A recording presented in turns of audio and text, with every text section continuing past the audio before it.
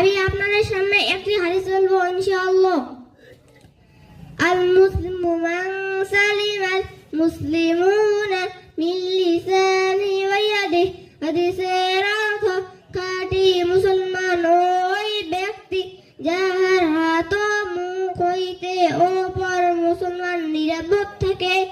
আপনারা সকলে আমার জন্য দোয়া করবেন। আসসালামু আলাইকুম ওয়া রাহমাতুল্লাহি ওয়া বারাকাতুহু।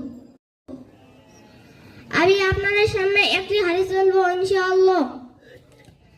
আল মুসলিমু মান সালিমাল মুসলিমুনা মিন লিসানি ওয়া ইয়াদিহি। হাদিসের অর্থ, খাঁটি মুসলমান ওই ব্যক্তি যাহার হাত ও মুখ হইতে অপর মুসলমান নিরাপদ থাকে। আপনারা সকলে আমার জন্য দোয়া করবেন। আসসালামু আলাইকুম ওয়া রাহমাতুল্লাহি ওয়া বারাকাতুহু।